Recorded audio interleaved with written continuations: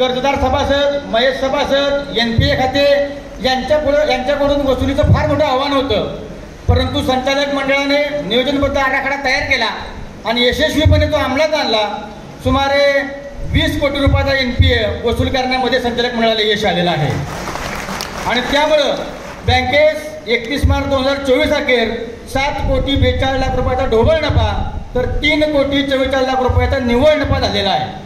आणि गतवर्षापेक्षा 0.50 वाढीसह 6.5% लाभांश देण्याची शिफारस संचालक मंडळाने आपल्यासमोर केली.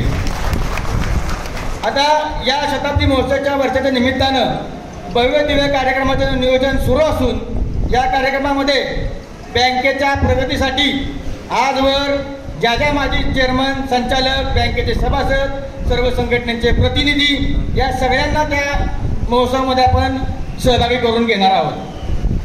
आपल्या रिझर्व्ह बँकेने आपल्या बँकेचे 31 मार्च 2023चे इन्स्पेक्शन केले असून त्यामधील सूचनेनुसार रिझर्व्ह बँकेकडील 30/8/2021चे परिपत्रकानुसार अहवालातील ताळेबंद नफा पत्रक सर्व परिशिष्टे इंग्रजीमध्ये छपाई करण्यास सूचित केल्यामुळं या वर्षापासून सर्व आकडेवारी अहवालामध्ये इंग्रजीमध्ये छापलेली आहे. कृपया नोंद घ्यावी. बँकेच्या चौफेर प्रगतीसाठी आपल्या सर्वांच्या सकारात्मक प्रतिसादाची, सहकार्याची, मार्गदर्शनाची अपेक्षा व्यक्त करून संचालक मंडळाच्या वतीनं अहवाल कार्यवृत्तांत पुढील प्रमाणे नमूद करीत आहे. आपल्या सगळ्यांना विनंती आहे की आपण त्यास मंजुरी द्यावी. जय हिंद, जय सरकार.